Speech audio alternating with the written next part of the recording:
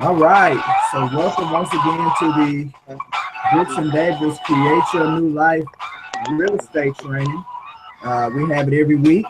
This kind of serves as our business meeting for us to come together, see about the business of real estate and Brooks and Davis, as well as do some training about some particular topics that we're going to be talking about. So again, every week. Uh, Typically, we do them on Thursdays at 11:30.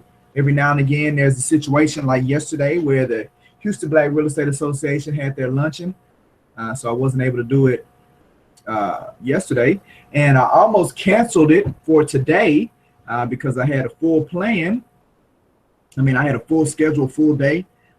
Yet, we're not having it next week because of Thanksgiving and the holidays. So we're not doing it on Thanksgiving, and I just did not want 2 weeks to go by without us being able to get together. So I worked really hard to push myself to make sure that I could get all my commitments taken care of today, which included the Create Your New Life Real Estate Training. So let's get this show on the road.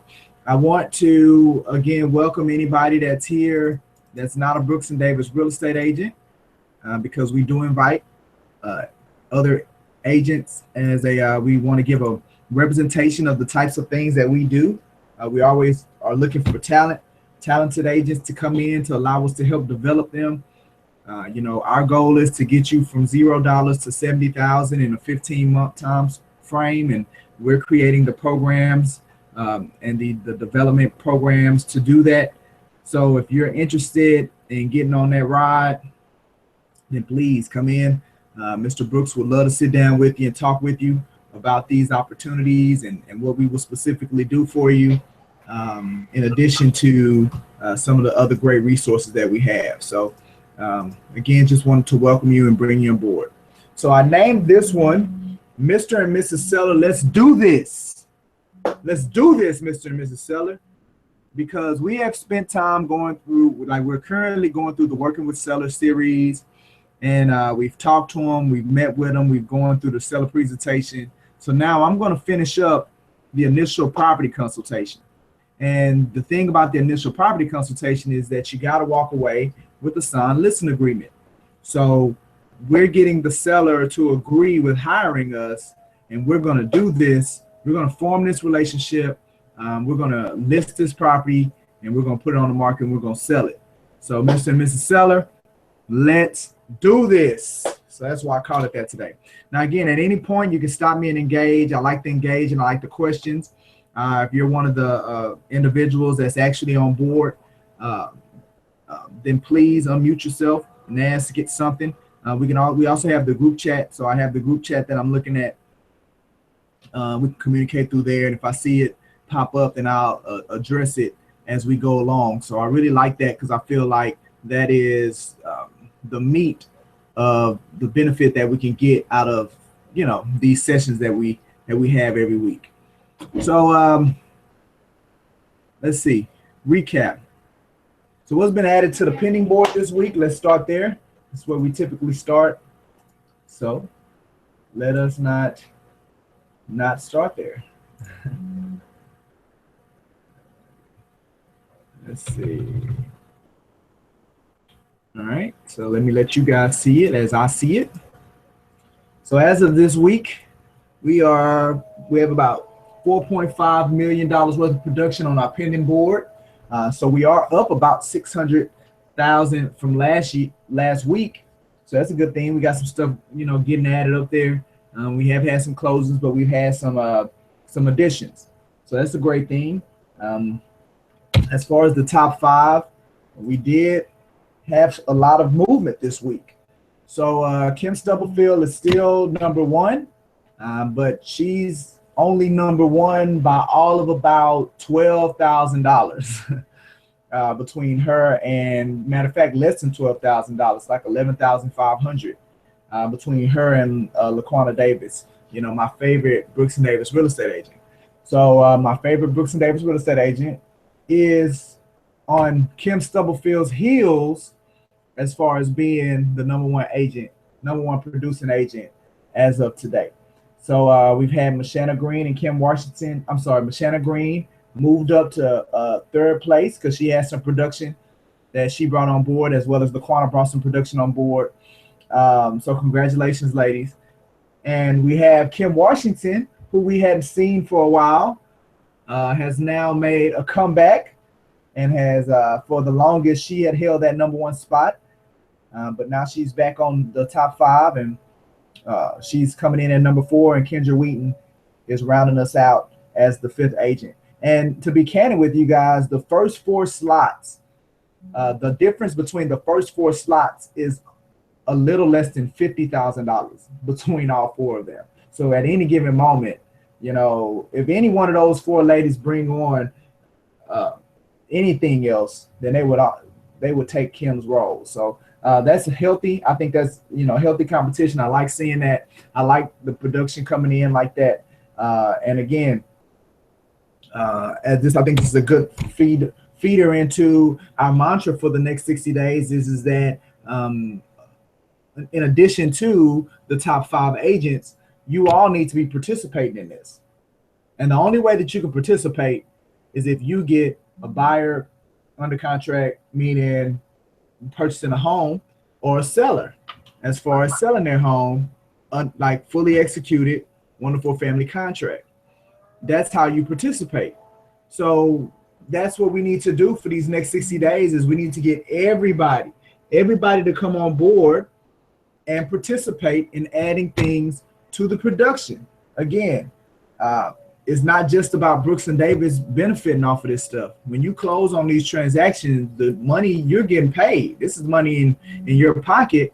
We're just quantifying it all, looking at it from a company-wide view. So again, participate. We want you to participate in all of this.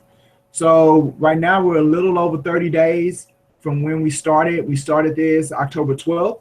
So now as of November 18th, if we're going to reach our goal of $4.1 million worth of new production being added, then as of today, we should be at 2.5 million, yet we are only at 1.3 million. So again, we still have a lot of room that we need to, a lot of ground that we need to make up. Even with the production and things that have been added, we still have a lot of ground that we need to make up to reach our goal. So you guys keep working hard, and let's decrease that gap every week.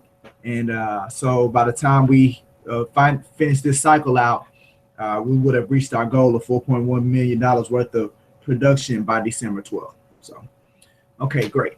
So let's see what else we have coming up. All right, so look, every Monday, and April's been doing an excellent job of giving the people what they want. So, you know, right now Brooks and Davis has, 45 plus agents. And, we just added 2, Margaret Shirley Johnson. So I think our final count is really at about 47. And I know we have some people that are in the waitings, right? So we have a couple of people that we met with. So our goal was to get to 50 by the end of the year. And if all things work out, we may be there here in the next couple of weeks. So that will be great. And as soon as we hit our number, we are absolutely going to let you guys know, and we're going to celebrate that thing. I know Mr. Brooks really wanted to celebrate that achievement of us getting to 50 agents. To think that this January of this year, we carried over all of about 12. So we went from 12 agents to 50 in a 12-month span, and we're really and we're proud of doing that. And there's a lot of help that came from you all as far as your referrals and your recruit, and you are recruiting people. So we really appreciate that. So, but you guys are a prime commodity when it comes to people wanting to speak with you about their services and things, even to the point to where they want to feed you. So every Monday, and April's been funneling, the way to get to you all is to feed you. Got to do something. Got to come with your hand out. Giving. So every Monday at 11:30, we've been having people come by to give them some time to talk about their service, and then they'll bring some lunch for you. So lunch on Mondays. So this Monday we will be doing the same thing. It's going to be at 11:30, and they will always be at this time. So go ahead and kind of plug your calendar in, and we're going to be as consistent as we can be. I know we have people lined up all the way into December. So Deshaun Timmons with State Farm Insurance is actually going to be coming by on Monday, and she's going to be talking to a little bit about some of their programs. She's going to be bringing us something to eat. So hey, lunch is on us on Mondays. Just swing by the office, and we always follow it up with our team power hour. So you guys get an opportunity to see from a team standpoint, from the corporate office standpoint, us getting together on a weekly basis and some of the things that we talk about and what we look at. So that's going to be this Monday at 11:30. We still have our recruitment rally as always. So, again, we're talking about participating, participate in recruiting, refer somebody to Brooks and Davis. We're serious about that 0 to 70,000 in 15 months. This isn't just us blowing smoke. We're really designing a program. It's in beta test mode right now with a couple of agents because we want to really work out the kinks.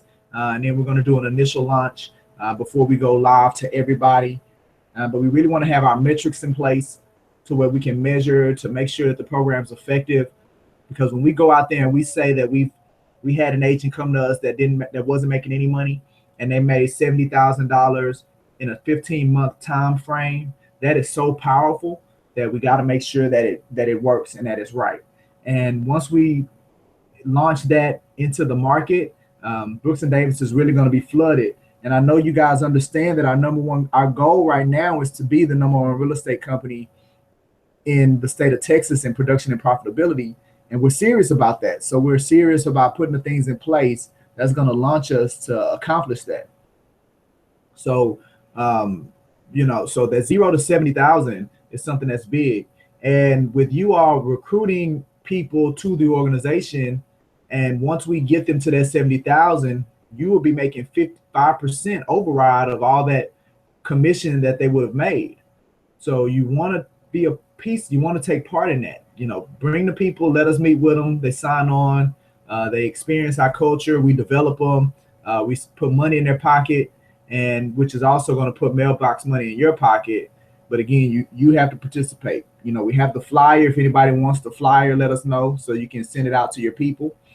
We have the link that's on our website, so you can use that as a tool to expose the company to individuals, as well as the events. They can come on Mondays at 11:30, so you can invite them to that. They just need to RSVP, as well as you all need to RSVP for that because we have to give a head count to our presenter.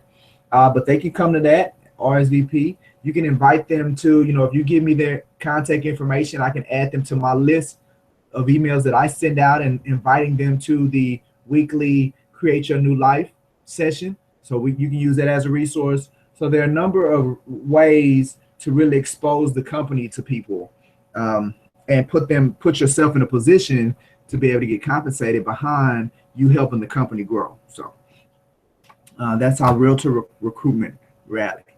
So in addition to the Agent Development Institute, which is the name of the agent development program that we're creating, we're also creating a program for what we call pre-home buyers. And I want to go through that program here before we get into continuing our conversation with finishing up the initial property consultation. So before I do that, I want you to understand when I use the term pre-home buyer, what that means. And I know a lot of you probably experienced this as well, where when people find out that you're a realtor, like I just had it happen to me today when I was volunteering at Lockhart Elementary, my little girl's elementary school. And I had my R on my collar, and I had somebody come up to me and they said, "Are you a realtor?" So you get that a lot. Are you a realtor? You say, "Absolutely, I'm a realtor." Are you looking to buy a house? Are you looking to sell a house? I say something like that. But you'll get people that say, well, they do want to buy a house, but they'll give you a plethora of reasons of why they aren't able to at the time. So I want to buy a house, but my credit's bad. Or I want to buy a house, but I need to save up some money. Or I want to buy a house, and fill in the blank.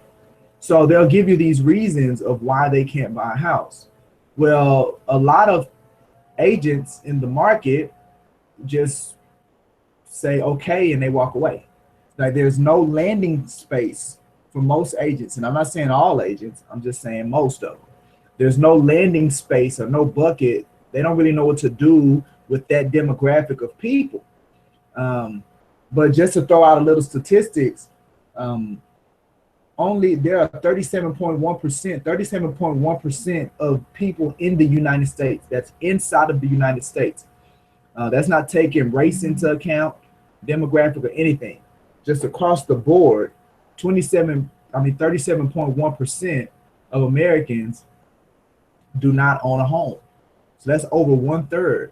So if you take three people and you just stand them next to each other, one of those three people will not have owned a home or will not own a home. So that's 37.1% of Americans. And right now it's the lowest since 1965.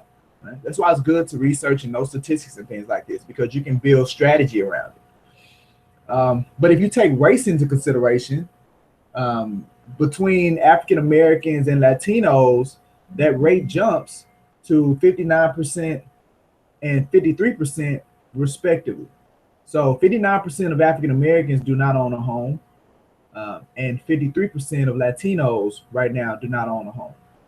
So there's a lot of people out there that don't own homes, and right now there's nobody being really intentional about getting people on track to where they can purchase a home in say 6 months or 12 months, and it truly be effective. Like there are credit repair companies out there that are just trying to fix credit, and there are these other programs out there that are requiring 12 and 18 months to do it. And I just don't think it takes that long if you have the right program in place. So we're going to talk about that. All right. So as we're having this conversation about the new program that we're launching, and the name of it is called Financial Homeownership First. Let's first take a look at the stages of homeownership, right? Because a lot of these people that I'm speaking about, where you meet them is them trying to find a home, whether that's online, again, just having this conversation, looking for a home. If you have listings, that's them calling on a sign or maybe a Craigslist ad or wherever you have the listing marketed. But you'll get these people that have no concept of there being stages when it comes to purchasing a home, and they just want you to go open the door. Just, hey, I seen this house, I'm interested in it, come open the door for me. That's what you're going to get for the most part. And as a professional and as an expert, you have to take the time to go ahead and educate them on understanding that may not be the stage that they are. Now, look, they may very well be in that stage, but you have to help them determine and confirm that that's where they need to be. So the first stage is to get educated on the process. Most people do not understand the process of home ownership. So with our Financial Homeownership First program, that is a part of the program, because we do a pre-home buyer session, a pre-home buyer session about 45 minutes that we do with them. And that helps educate them on the process of purchasing a home. All right. The second stage is that you need to get your credit in order. So there's a lot of people that want to go look at homes and they want you to open doors for them and they want you to do all these things, yet they don't have a credit score that affords them the ability to get approved for financing. So that's the second stage. So instead of being in the fourth stage, they're really in the second stage. The third stage is to speak with the bank concerning your home purchase financing options. So you don't do that until you get your credit in order. And again, I'm walking through this thing, but this is an excellent tool for you to use or you to utilize when you're maybe educating or doing a one-on-one with just an individual that just really needs to get an understanding of where they are. Or you can even expand it out to if you're doing presentations for your churches or for the schools or something, just to give people an understanding that there are stages to this thing when it comes to purchasing a home. Well, the third stage is speak with a bank, because you can have good credit and have bad debt to income ratio. Your debt to income ratio could be off. You can have high debt. You can have good credit and not have enough money saved up to cover down payment and closing costs. So, there are other, you could have good credit and not have been at your job long enough, or maybe your tax returns haven't been done. So it still puts you in a position to where you can't get qualified. So that's why that's the third stage. And we all know out of this stage is where you get your pre-approval letter. So that's why there's a need for the pre-approval letter before you get to the fourth stage, because that confirms that they truly are in the right stage as far as looking to find a home, right? But then that still isn't the end all, because there's a stage after that. Because just because a person can find their own home, and you all need to stop defending this when a person tells you I don't need a real estate agent because I can find my own home, because they are literally telling the truth. They can find their own home. They can go on HAR.com. They can drive around neighborhoods and call and get signs that are inside of yards. They can do that. So you don't need to defend that anymore. There was a time where they did have to go through real estate agents to gain access to properties, but that's just not the case anymore. They can go on Zillow, Trulia, they can do it. So they can find their own home, but what they can't do is that they can't do the fifth stage. And I don't care how many houses, I don't care how bad they feel like they can do it.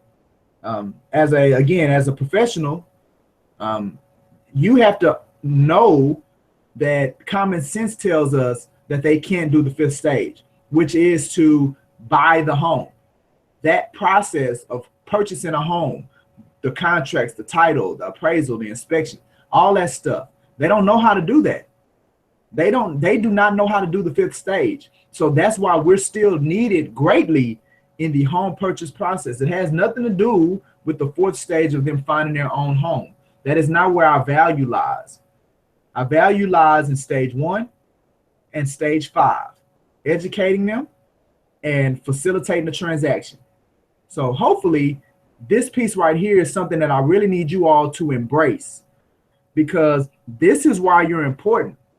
Even if the market or the industry tends to try to tell you differently, I need you to be secure in the fact that if you take realtors out of the market completely, then it would turn inside out, because we are greatly needed when it comes to the first stage and the fifth stage of purchasing a home. So I want you to understand that.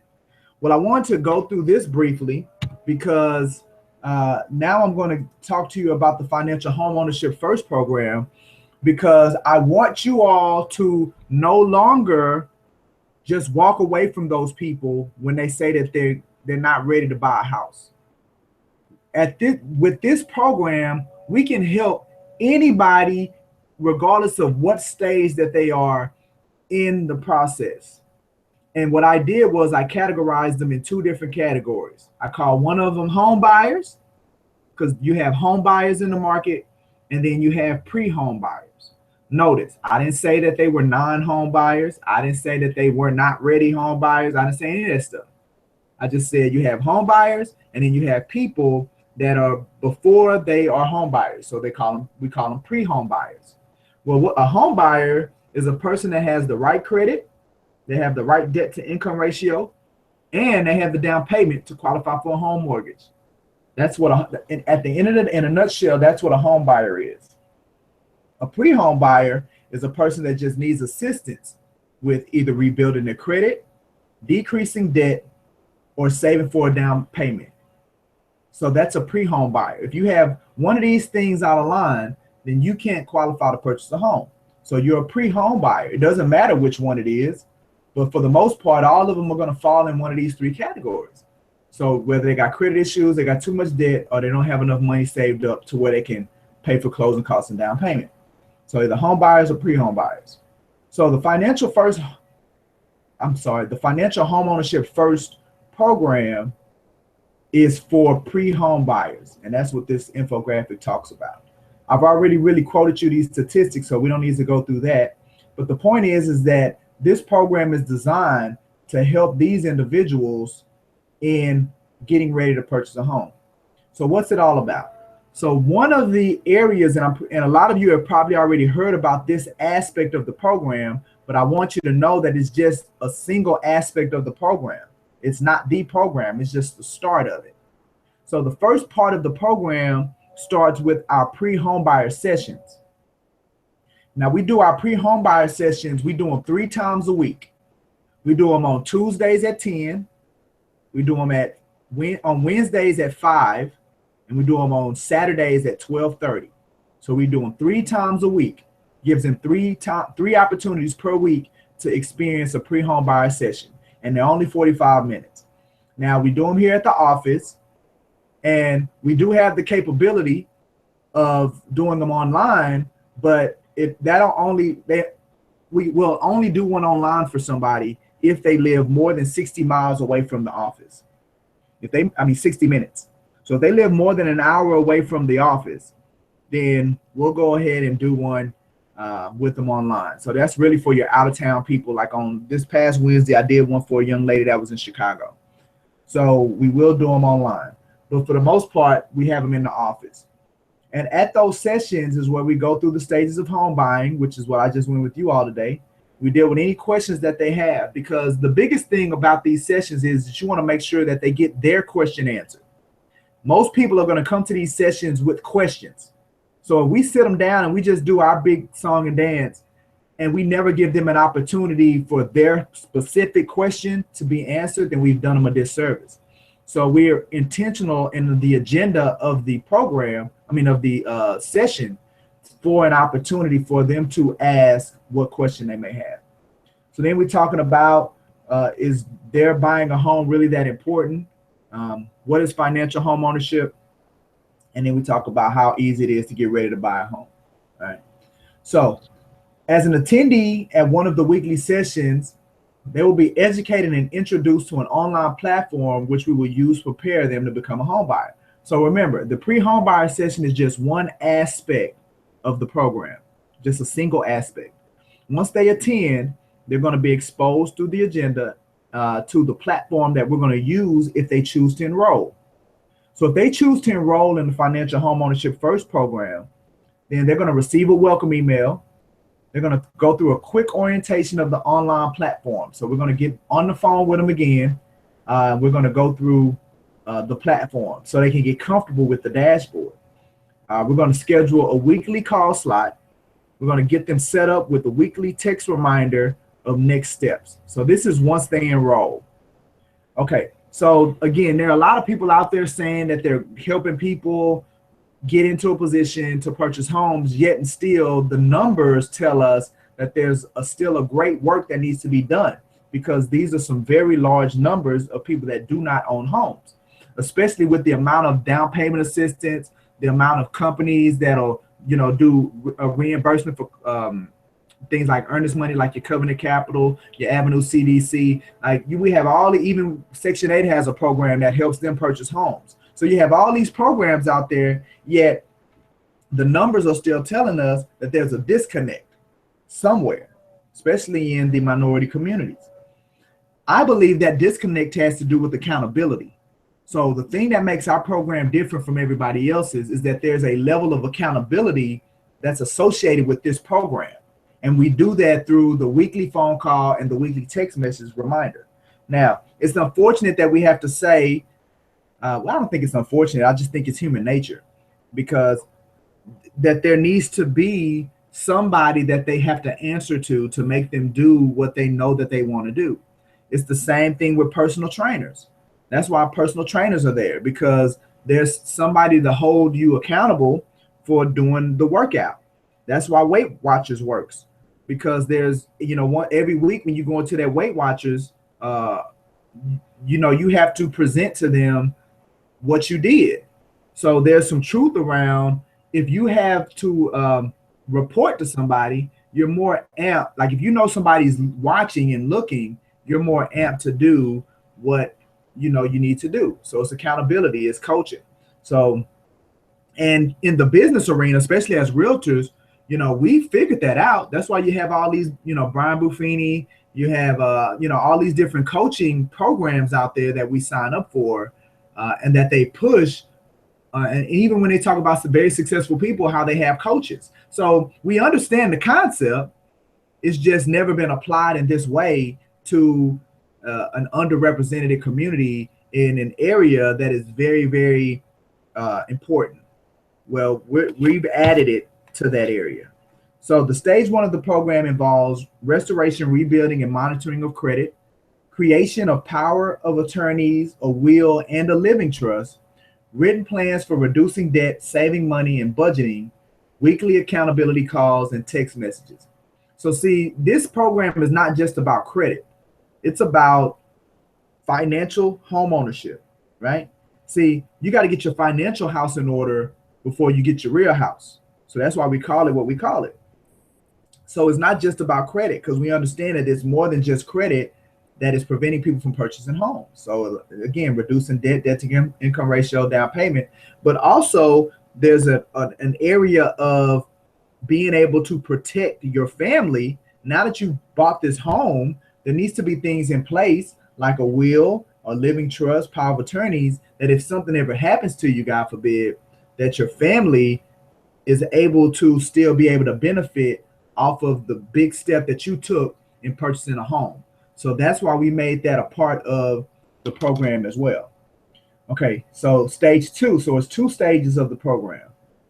Stage 2 of the program progresses to monthly accountability calls instead of weekly, as positive habits begin to form concerning spending, saving, decreasing debt, and building credit. So one of the books that I'm reading right now is A Purpose-Driven Life by Rick Warren. And one of the comments that he said that really stood out to me when he was talking about character, and what he said was that character is are the activities that you do habitually. So in layman's term, what he's saying is your character are your habits. The activities that you do habitually are habits. So he was saying that your habits define your character.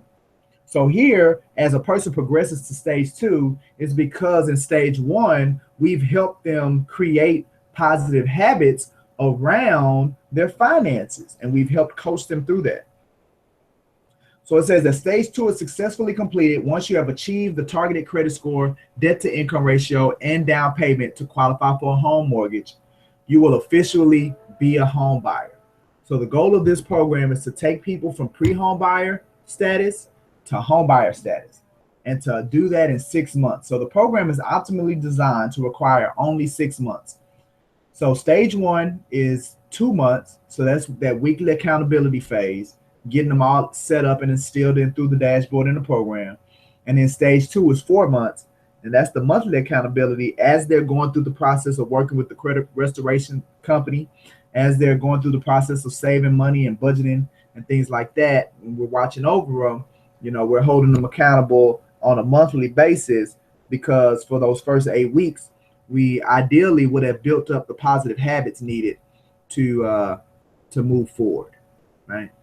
So again, I said it's optimally designed for 2 months, but after 2 months, if we feel like the person still isn't there to progress to stage 2 and they still need that weekly accountability, then we're still going to give them that weekly accountability until we get to the point, or we see that they're ready to move to the next stage. So I wanted to share that program with you because I want you all to utilize it, because I know that there are a number of people that you engage with on a regular basis that are perfect for the program. And now you have a place to put them, because once they go through those 6 months and now they're home buyers, they're going to go back to you. On their application, it asks them who referred them. So it puts the agent's name on the application. So once they go through the entire program, all we have to do is pull the application and find out who the agent's name is, and they're going right back to the person that referred them to the program. Now, as of right now, Brooks and Davis, this is only a program for Brooks and Davis agents. Now, we are going to expand it to where any agent could bring their person and allow them to go through this program. But for right now, as we continue to work through it, you all are getting the very first jump on utilizing this program and creating you a pipeline, an effective pipeline of getting your individuals ready and being home buyers to impact your bottom line.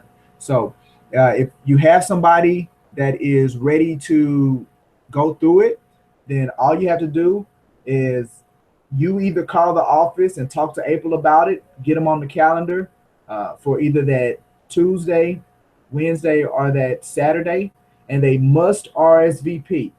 They must RSVP, especially on a Saturday. If we don't have anybody that's RSVP'd on a Saturday, then I'm not coming up here.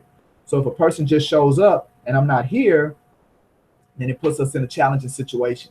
So they must RSVP. So either you can call them an RSVP form, you can give April their phone number and she'll handle the scheduling of it, or you can just have them call us and they just need to make sure that they give us your name so we'll know to assign them to you, and we can schedule for them to either come in on Tuesday, Wednesday, or Saturday to expose the program to them. So that's the Financial Homeownership First program. If you guys have any questions about it, feel free to call in to me, or you can call the office and April can explain it to you, and we can get your people ready. So wanted to do that. All right, so we're going to spend the rest of the time finishing up our where we are with working with the seller. So quick recap, real quick recap, because I want to make sure we stop at 1. In your 7-dot training folder, so far, you know, we're in our process for working with sellers. So we're there. Right now, in that process, you know, we have the written process where we sat down and we put it all on paper when working with the seller. So here that document is here, and here it is when you open it up. So thus far in our Working with Seller series, we've gone through all of this here at the top, and we're here. So we're finishing up this area of the process today, if I don't get too long-winded. So this is where we currently are. So with that being said, we're in folder number 2. And inside of folder number 2, there's a number of things. There's our video about how the listing appointment conversation script goes. There's the actual written script. There's the presentation, as well as the forms. Again, as well as the forms. Now, you can look at this if you want to, because it helps out when it comes to preparation. This is actually the process that our virtual assistant uses when preparing us for the initial property consultation, because there is a role that they play in preparing it for us at the team level that you would have to do on your own. So it would be good for you to read their process to see what they do as well. So that's where you go to get the script. Okay, so this is the script. And what we've done so far is we've gone through the opening, we've gone through the walkthrough, and remember on the script, the black part is what you say, and the orange part just kind of lays the environment, it lays the background. So we've done the opening, the walkthrough of the house, we've done the 3 goals, the critical questions, we've done the pre-qualifying, and what we finished up last week was the actual selling process, and that's where you educate the client using the listing presentation. So we did that last week, and what we're going to finish up is the rest of the script. So this is the seller's presentation, and for the last 3 sessions, we've gone through this entire presentation and how to utilize the slides and how to speak to them. So this is the presentation, and this is what we use to educate the client on the process. Okay, so once we finish the selling process and the listing presentation, then we're at the present market statistics and pricing strategy. Okay, so this is where you now pull out your CMA, because for the most part, that's what the sellers want. Like they want you to tell them how much their house is worth, right? For the most part. So you can't be giving them the sweet stuff until they give you an opportunity to show them how confident you are in working with sellers. So that's why you want to do all this other stuff first to kind of get them ready, to let them know that you know what you're doing, you know what you're talking about, you're professional, you know, to put your best foot forward before you give them what they really want, which is you telling them what their house worth. And then it also, what it does is it puts you in a position to where they'll believe you when you tell them what the price is. So you solidify yourself as an expert, which is very, very important, because people are exposed to a number of agents that are not professional and don't know what they're doing. So unfortunately, you have to overcome that perception that has been given to the market. It's unfortunate, but it's a reality. And you can do it, and by the script allows you to present that side of yourself, and it'll debunk all those preconceived notions or that conformity bias that they may have built up unjustly. So here's where you present your CMA. Okay, so now this is what so you present the CMA, and it's at this point there's really no magic around how you present it. At this point, you're just explaining how you use the market evidence and how you or the market data to determine why you would list it at this amount or why you would value it at this amount. So it's no rhyme or reason. Whether you use the CMA from HAR that HAR Infusion spits out, whether you use the CMA from RPR, whether you use the CMA from Cloud CMA, at the end of the day, it doesn't matter, because you're going to have to explain it to the client, and all it is a justification of why you picked the number that you picked. It's just your opinion of value is all it is. So at this point of the process is where you're going to deliver that to the client. So when you get here, this is where you're delivering that to the client. So now, and again, just the CMA. So here's what the script says. It says, Mr. and Mrs., their name. So what we need to do today is agree on a price. Now you say this after you present them the market data with the CMA. Now I'm not saying the sold comps, not the comps, just the CMA. It says, what we need to do today is agree on a price. One that makes certain that your house is one of the small number of homes that are actually selling, instead of one sitting on the market losing money day after day after day. Okay. So then after you say this statement to them, then that's when you present your sold comparables, and you want to show them the actual agent, the short agent report. Or I mean, you can do the full agent report as well, but either one of them, either the short agent report or the full agent report, at this point, you want to pull those out, and only for the sold comps, right? So it says, Mr. and Mrs., their name. So you understand that in today's market, we're entering into a competition, right? Let's look at how you're going to win that competition. Let's look at what we are competing against and what the buyers will be choosing from. So then you present 3 to 4 sold comps. So now you want to ask them this question here. It says, Mr. and Mrs. Seller, have you seen any of these houses? So you're presenting them the 3 to 4 sold comparable write-ups. And you're asking them, have they seen any of these homes? And the reason that you're doing that, and it's written here, it explains it, is that in case they have been inside the house, or if they state their friends live there, then you are aware they know more about the house than you do, and you must keep them focused on price and value, right? So you don't want to get caught off guard by presenting a home, and from a valuation standpoint, presenting the valuation from one of your sold comps, and they be familiar with that house, that'll catch you off guard, and they can throw up some real big rebuttals and objections. So you ask that question to confirm that they don't know more about these homes than you know. They don't know more about these comps. Okay, so here we go. If you had to choose one of these houses, which one would you choose to buy? So now they're gonna pick one of the houses, right? So you say, why did you choose that one? And don't go and try to guess which one they're going to choose. Don't even worry about it. Just let them go through the exercise. So then they're going to choose one, and you say, why did you choose that one? And then they're going to give you whatever answer that they give you. So then you say, I understand.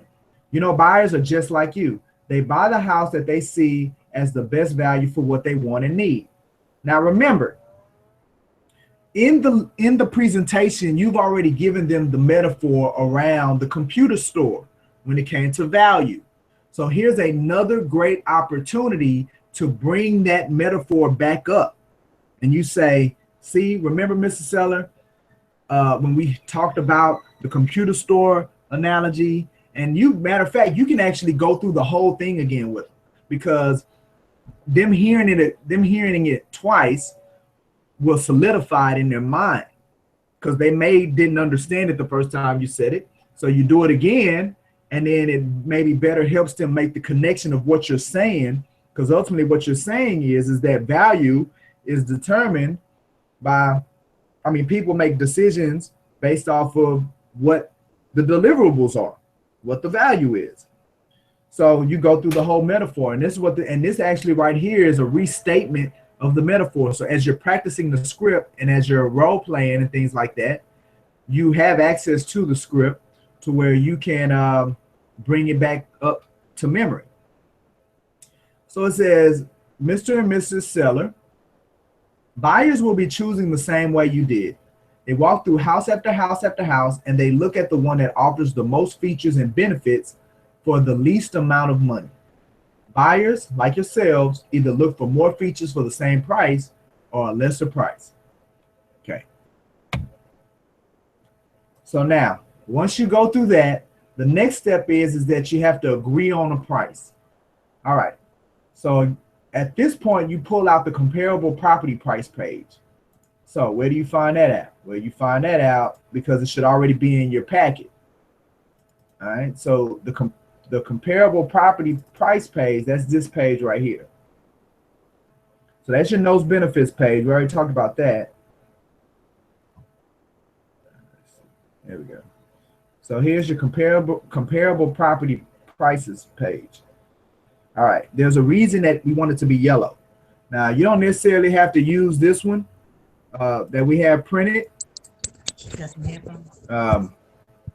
But if you want, you can just get a good yellow legal pad of paper, or however you want to do it, and then just draw the square and put the numbers on there.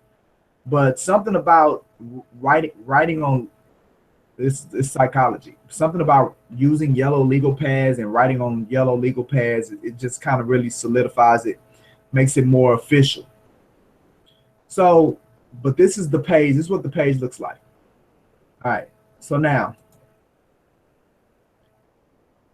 you pull out this page, and it says, so based on these comparables and what we have just discussed, what do you feel we should price your house at so it is positioned on the market to outperform any and all of the properties? Okay, so now, the way that you use this form is that based on your CMA and based on your comparables, and you can either do it while they're sitting there before you go into the next area of the script, or you can have the form already filled out. But what you have to do is that you have to give them a range. So here is the low range, here's the middle range, here's the top range. Now, again, it's the range. So this is not an amount overpriced. Like, this is not an amount that they can't sell the house for. Like, if your market analysis says the house is worth $200,000, and then this needs to be $200,000 if it's the max. Now, there are times when you do an analysis and it's like, well, based on the data, it's kind of telling me $200,000, but I feel good that we could possibly sell it based on the amount of active properties on the market. We may could sell it for $215,000, $210,000, and you based on your expertise make that determination. Then you max it out at $215,000, but it's still a number that you feel strongly about the house selling for. So you have your high number, your max number. You have a mid-range number, which is ideally what most people will pick. And then you have a low number. And again, it doesn't have to be outrageous. Like, you don't have to throw some, like the house worth $200,000 and you put $100,000 right here. Like, you don't have to do that. Like, you can this could be if it's worth $200,000, you could say $195,000, $200,000, and $210,000. Like, it could be like that. But what you're doing is that you're framing their understanding, and you're giving them a range. Because if they ever say, well, I want to list it for $230,000, then what your response could be is, well, we can't list it for $230,000. And they say, why can't we list it for $230,000? And you say, because it's not in the box. $230,000 is not in the box. We got to pick something in the box, right? Because the market data is telling us that it's got to be in the box. So $230,000 is out of the box. And when you want to be out of the box, you're taking a great risk. So are you willing to risk by being out of the box? So you throw it back on them, and you start tapping back into their fear factor.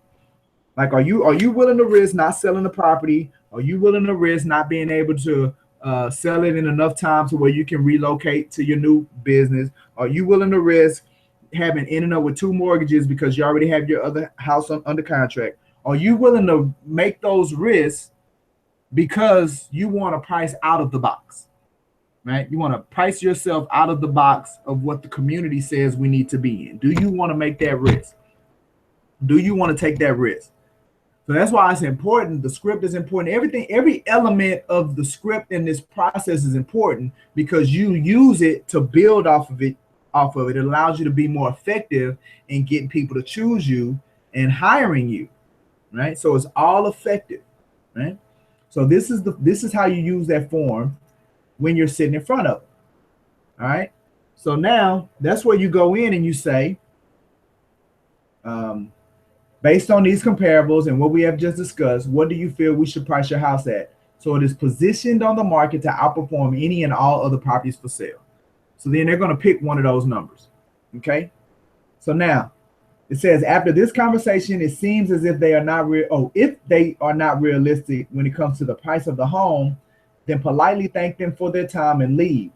They may not want to list higher than your max range, and you may feel that it is possible that they may get that price or be willing to make a price adjustment at some point, then continue on. So pretty much what that's saying is that when you pull this for the whole conversation with the 230. So my price here is 210. They want to be at 230. Now take another look at it. And again, based on your expertise, based on your belief of them being able to come down on their price at some point, or even the possibility of it happening, you make the determination if you want to continue on with the presentation or not, right? Because if they're just bananas when it comes to the price of their home, then there's no need for you to continue to waste your time. Just go ahead and politely say, thank you for the time. Unfortunately, I'm not going to be able to help you, and move on to the next. You do not have to list every home that you have a meeting with. You need to understand that you are way more valuable and that your time is way more valuable than for you to waste it on pipe dreams, right? You don't have time to waste with overpriced listings that you know are not going to sell. It's a waste of time. So just politely thank them and move on, okay? So now, but in that same vein, if you do believe, say they say 220, you're at 215, 210 or 215, say they say 215, and you want to give it a go, you want to try it, then go ahead and continue. Like if you feel like 215 is something that you make and shoot for, or get them to commit to make a price reduction at the meeting, and just say, you know, okay, well, if we go for, say like this, if we go for 230 initially, if we don't have any offers in the first week or in the first 2 weeks, let's agree right now to go ahead and reduce it down to my number. Because what we don't want to have happen is that we don't want it to sit on the market, and we don't want the listing to become stale, and then we never be able to sell it because of how the property looks to buyers that are coming. So you want to get them to go ahead and agree at that time on making a reduction, and if they do, then great, and you guys are on the same page as far as what you're going to do. It's kind of like the best of both worlds. So that's what this means right here. So now it says, Mr. and Mrs. Seller, now that we have the price, would you share with me what you absolutely want listed as features on the property marketing so I can get started looking for a buyer for your house? This is once they agree on the price. So now, your notes benefits page, quick recap, the property notes. Remember, when you're doing your walkthrough, you're using the top portion of this form to make notes, for you to make your notes on while you're looking at the property.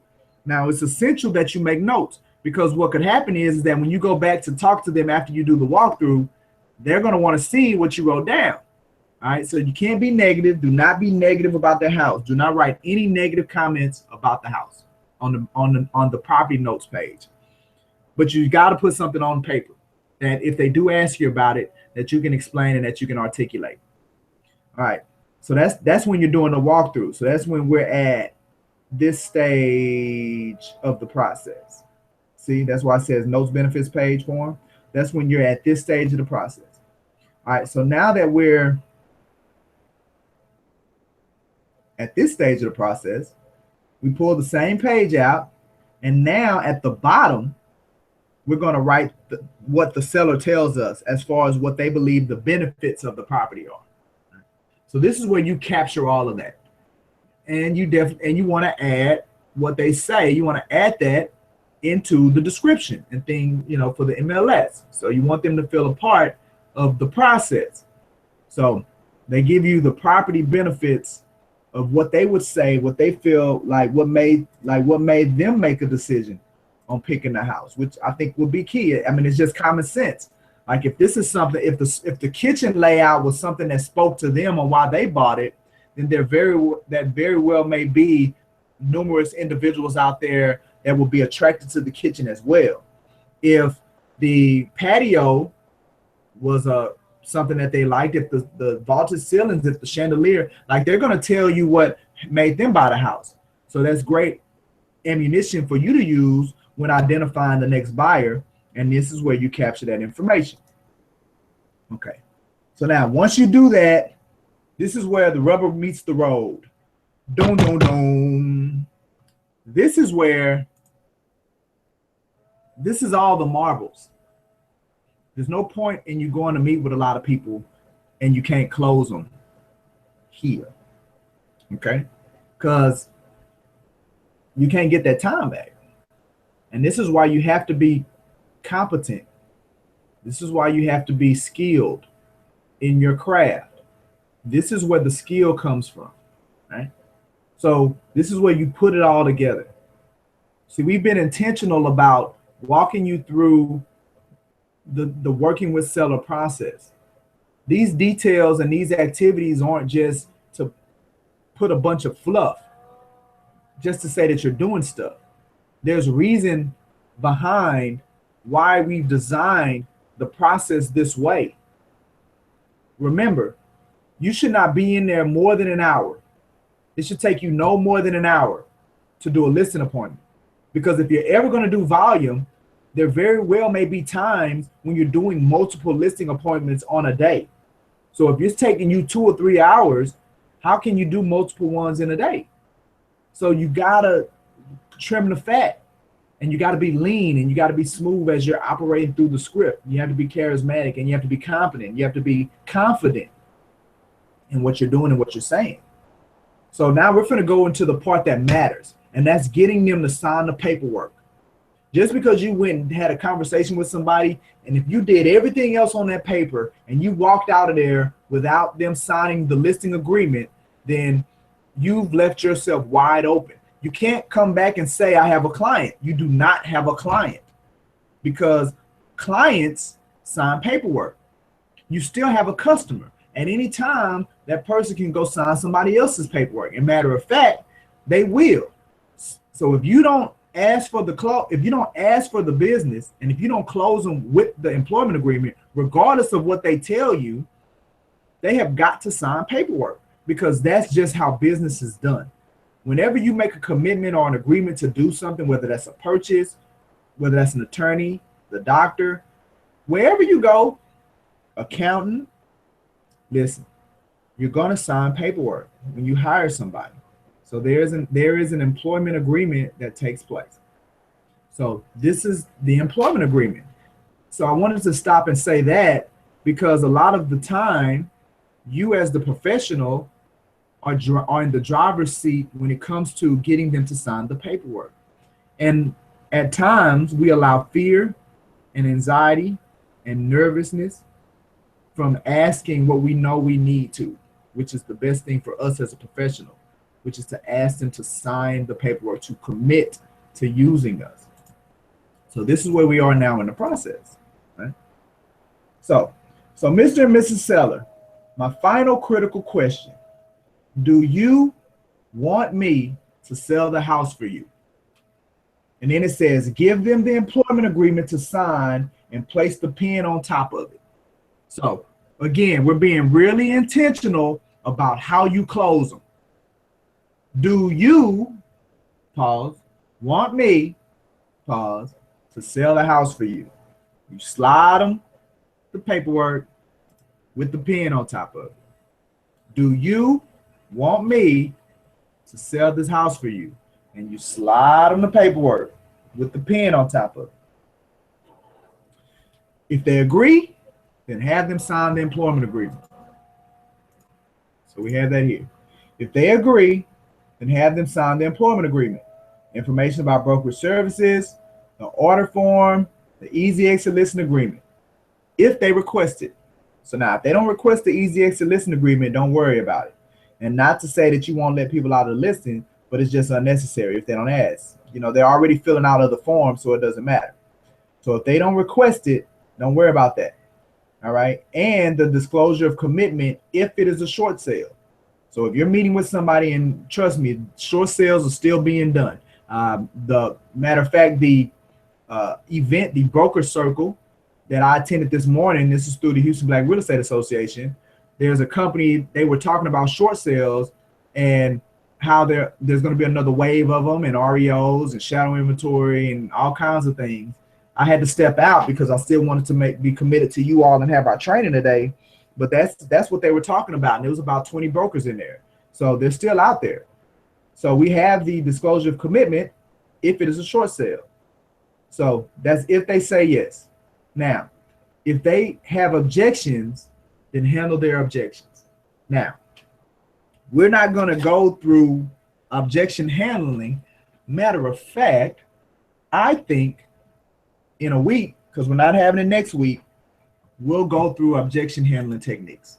I think that would be great, because you very well may go through every single area that we talked about on this script and get to the bottom, and they have an objection to signing the paperwork. So that's the second part of your skill set, is handling people's objections and how to handle them correctly, right? Because it's not a matter of them saying, no, they don't want to sign it, and then you just getting up and leaving.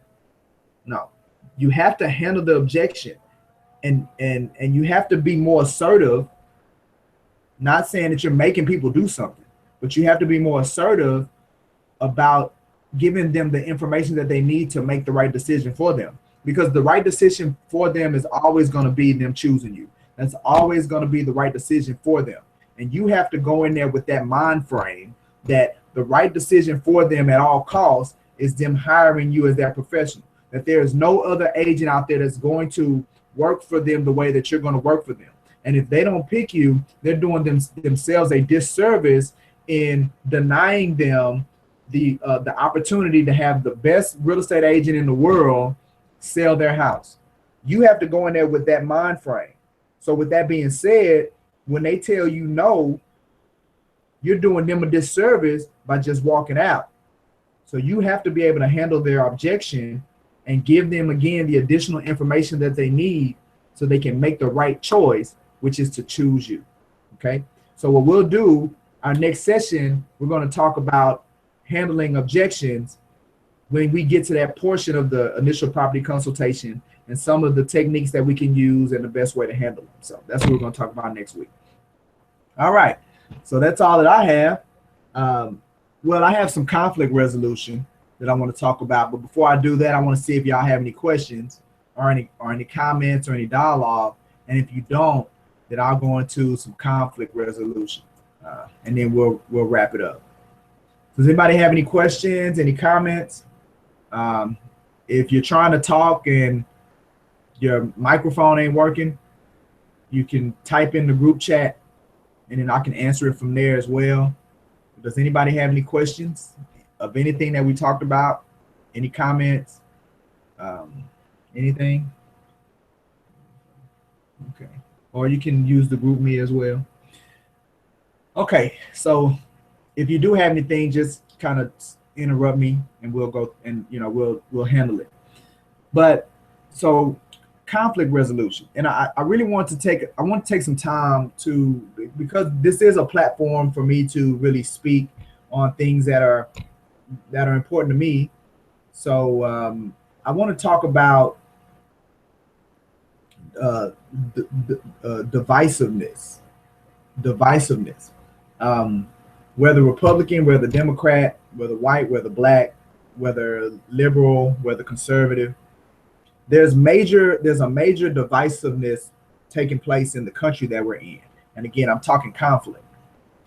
And it's a carryover into the type of business that we do, because our business is so people heavy.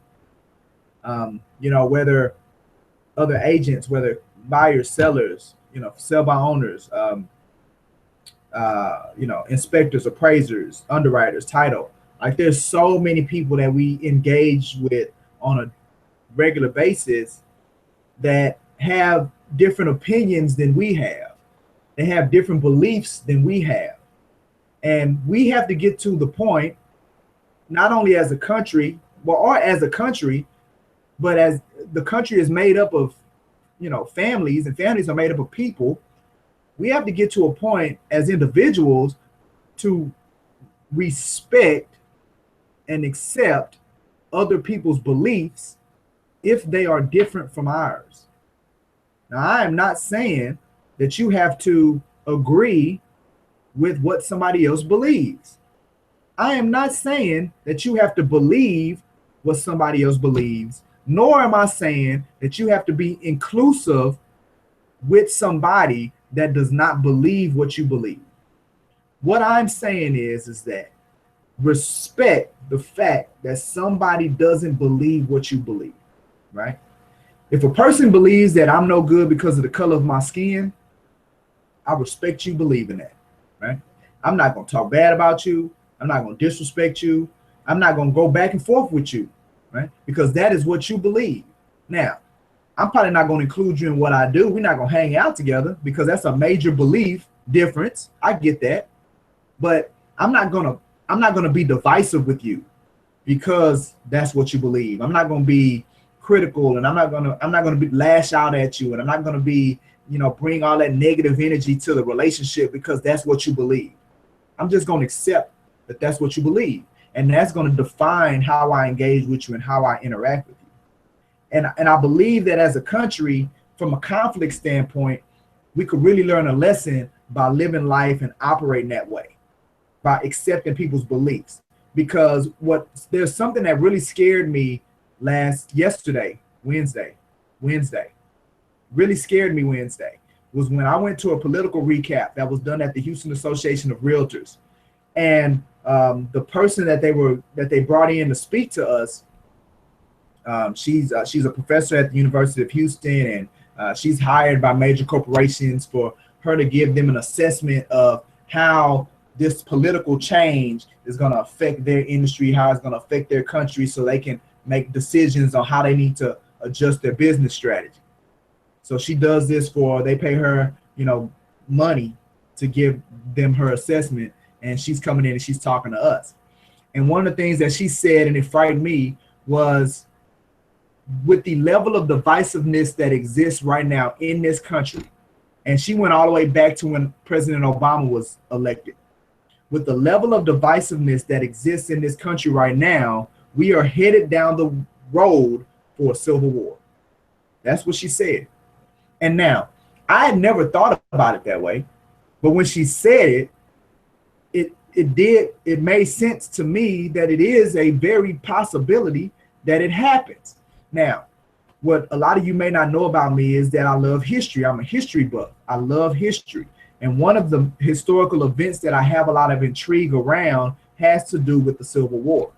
So, Abraham Lincoln, from a leadership standpoint, I study him. I've read a couple of his biographies. I included him in a couple of presentations that I've done.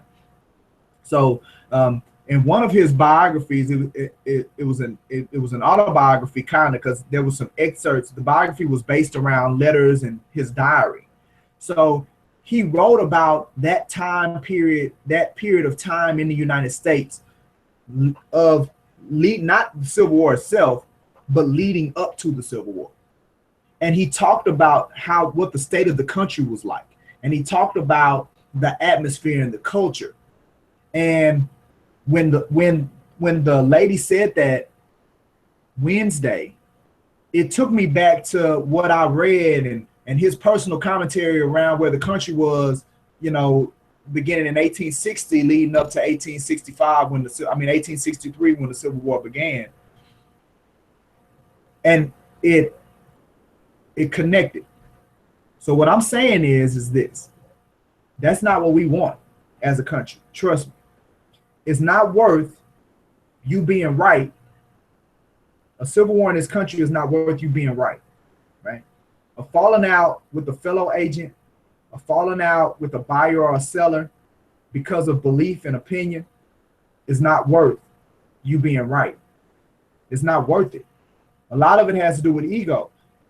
A lot of it has to do with pride, and it's not worth it, right? We do need to get along, like Rodney King said. We just need to get along. Let's focus on the things that we have in common. Let's find that commonality, and let's move from that.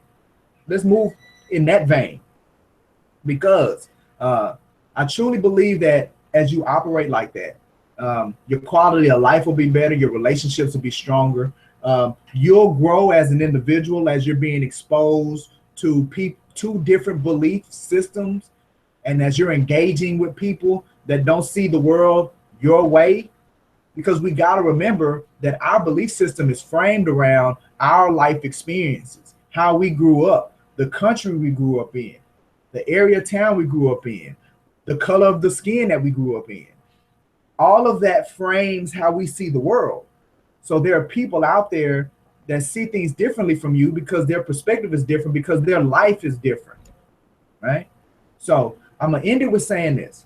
So there's just this morning, I spent about 45 minutes crafting an email to a client because we had an agent that left, and you know, the agent was given a client through my relationship, through my work, through my time and effort, and me building a relationship with an individual. And because of that relationship that I fostered with that individual, they referred me this family that was relocating to Houston, and we gave that family, or we entrusted that family with one of our agents that we felt would be a great extension of our values, of our culture, of our heart.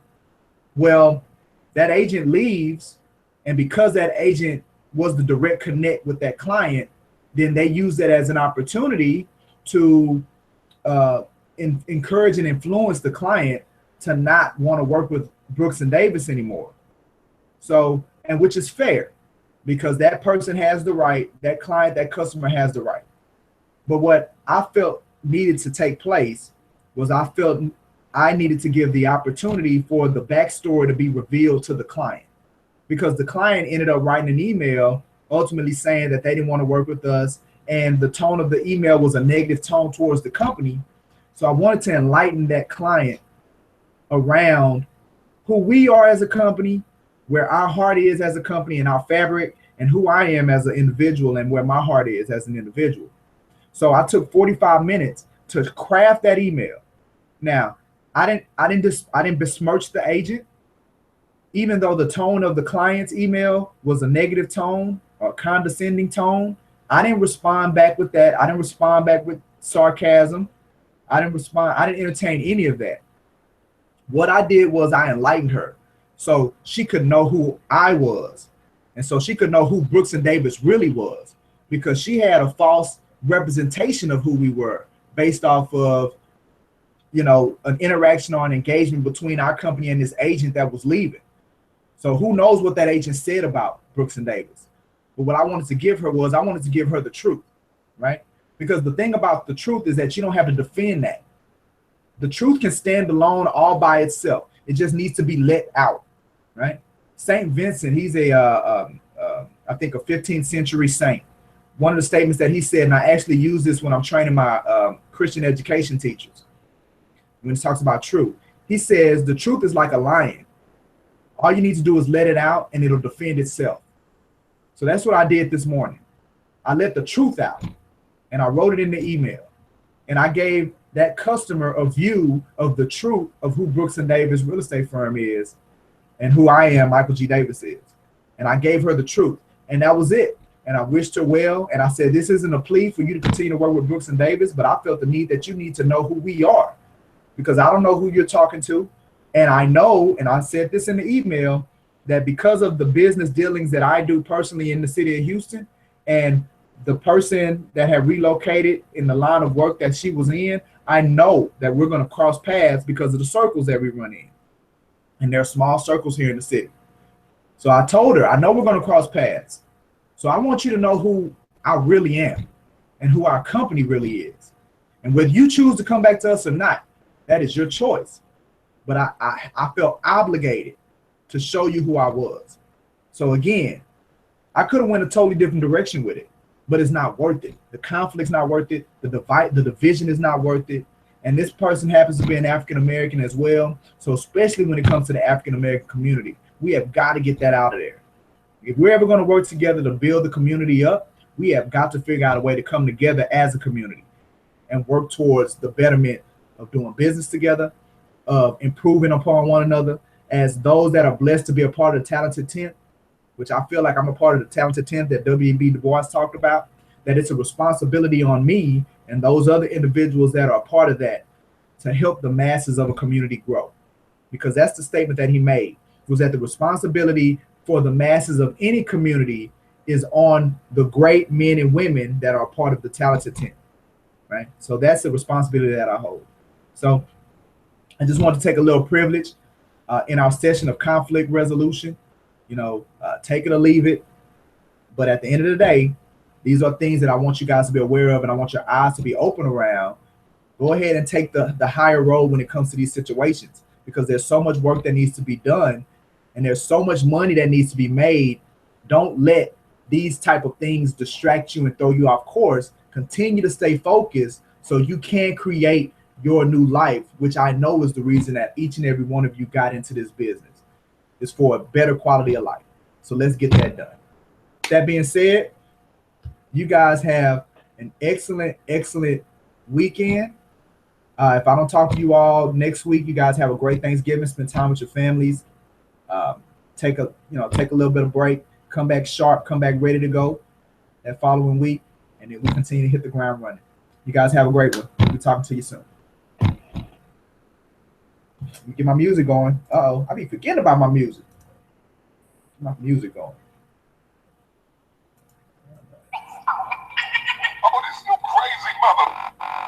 Oh, yeah. All right, you guys have a great one, man. We'll talk to you later.